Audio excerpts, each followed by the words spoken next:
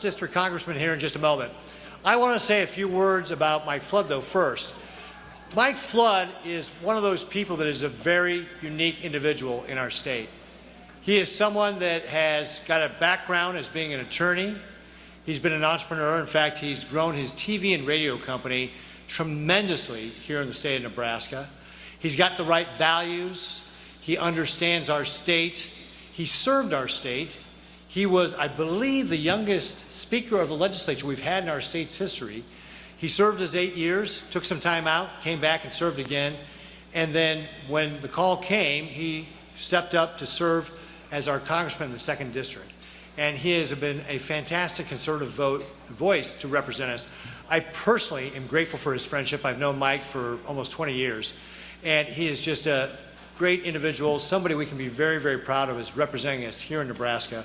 Please help me welcome to the stage our 1st District Congressman who has been declared the winner in his race, Mike Flood.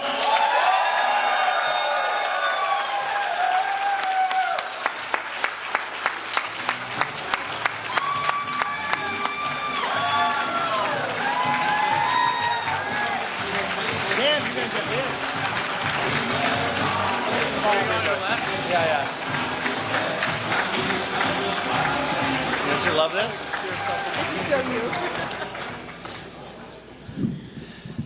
You know, when I walked into the Beardmore Event Center tonight, I heard one of those off at Air Force Base RC-135s overhead. With all the cloud cover, I couldn't hear anything but that huge, loud roar.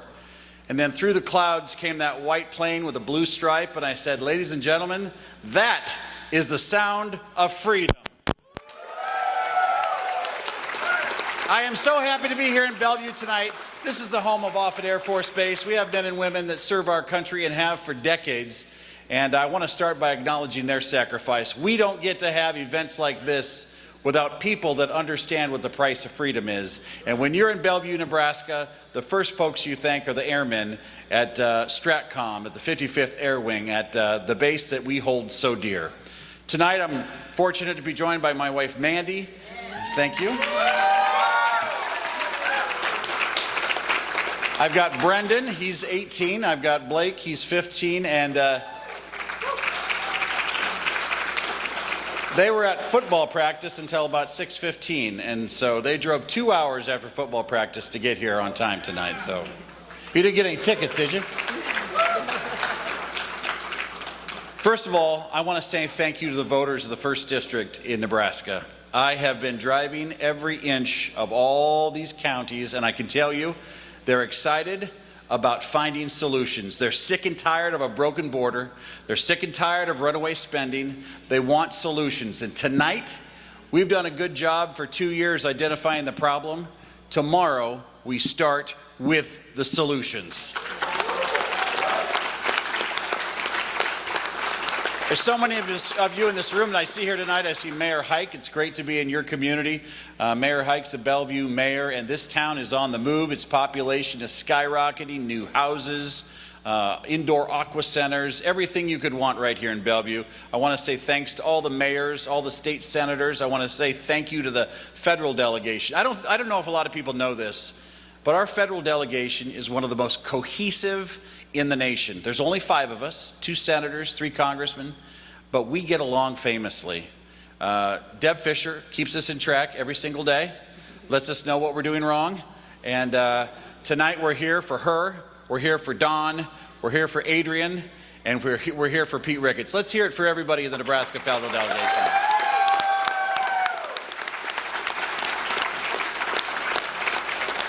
You know, there are people in this room here that get out in 95-degree heat with a heat index of 115. They walk parades, they throw candy, they put up signs, they work rodeos, they work small town celebrations, they're at county fairs. They're doing everything they need to do to help people that we conservatives want to see in office, and they rarely get the credit. Tonight is not about me, it's not about the candidates, it's about the people here that understand what it means to get someone elected for all the right reasons. And for those of you, I see a bunch of them over here, raise your hand if you worked on a campaign this year, because this doesn't happen without each of you. So thank you very much. Speaking of campaigns, my campaign manager, Andrew Hudson, is here. He just became an admiral in the Nebraska State Navy earlier today.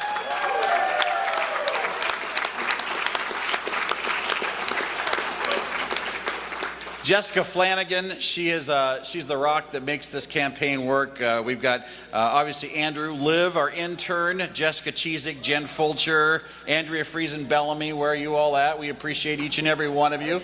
They're in the back, probably raising money. Matthew Trail, Corbin Waldron, all these folks, you get to work with them in a very close environment. You find out what they're made of, and they are top notch. I also want to welcome a lot of my folks from my district office, starting with my district director. We have Deb Shore here, we have Taylor Gage, Kim Kwapnowski, Carter Smith, Noel, Monica Buttrell from Sarpy County, and my chief of staff, Jake Dumas, is here from Washington, D.C. He's expecting, with his wife, a baby in just a few weeks, so he thinks tonight's stressful. Wait until early December, Jake. Where are you at? Hey, here's the deal. There's a lot of things yet to happen tonight. We need to keep the House in Republican hands. The House of Representatives runs through Omaha. And if there's one person that can defy all odds, that can defy $25 million of Kamala Harris spending, defy hundreds of millions of dollars in national spending targeting districts like this, there's only one person that can survive that, and that's our Don Bacon. We are so lucky. We are so lucky that Don Bacon knows how it's done, and I predict tonight you're going to see a victory speech from one of America's finest congressmen, our 2nd District Congressman Don Bacon. And then also tonight, and I've spent the last 3 or 4 days with her all over the state of Nebraska. I've seen her walk into Scotts Bluff and Alliance, North Platte, Broken Bow, Columbus, Hastings, Grand Island, Kearney, Lincoln, Omaha. And I see the energy that's out there for Deb Fisher.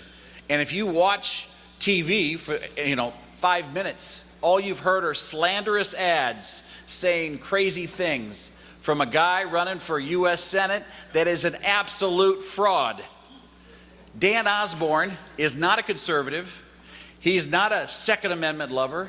He is somebody that's got an F rating from the NRA, but that's not what he tells people when he walks into Sidney, Nebraska. Tonight, we're going to watch what happens when a Nebraska conservative wins a tough race and says to George Soros, says to the Democrats, says to Chuck Schumer, you can't buy a Senate seat in Nebraska.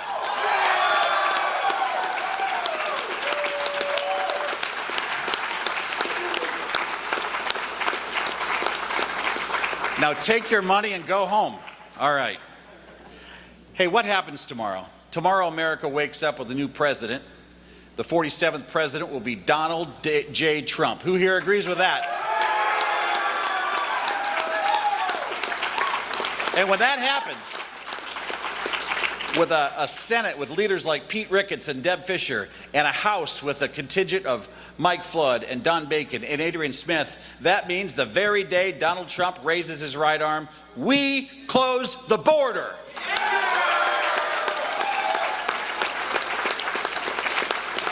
The other thing that I think we need to talk about is this 55% increase in spending. I was on a plane the other day. Pete Ricketts was talking about it. Our population hasn't gone up 55%, but in the last 3 years, our spending has. That's why it costs Americans an extra $1,000 a month. That's why your grocery bill is that high. That runaway inflation has to be stopped. And when we have the Senate, and if we keep the House, we're going to have something called a budget, something we do in Nebraska every year on time and ready to go. We're going to do that in Washington. It's going to make a difference, and we're going to turn America around.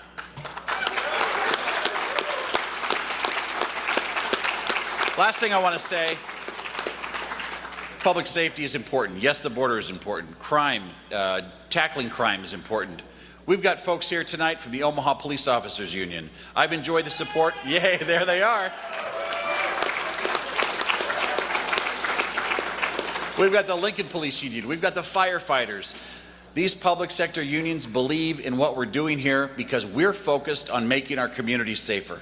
We're focused on making sure they have the resources to do it and not offering not getting rid of things like qualified immunity or failing to fund and protect our police officers. Crime is real, and if you're on either of the coast, it's the reason people there are looking at places like us. Let's pray to God tonight that we can finish the job, that we can do for public safety what they've done for us and protect them, that we can hopefully pass these ballot initiatives to make abortion up until the day that you were ready to naturally deliver a baby permissible in Nebraska, which is nothing that any of us in this room want. We have a lot of work to do. We've got a lot of results to come in tonight, but we need your help. We want to say thank you. We want to appreciate what you're doing, but we want to say it's going to be a long night. Stay with us here. We're going to be here all night. Don Bacon will be here if it's 4 a.m. And once he takes a microphone, it'll be 6:30 when you're out of here. But you're going to talk and look at one of the happiest people in America tonight, because I'm predicting he's going to have a great win. With that, I want to thank my family, these two young men. I want to thank my beautiful wife and everybody that's here tonight, all my family and friends that have traveled from far and wide. I want you to have a wonderful night, and let's get ready for President Donald J. Trump.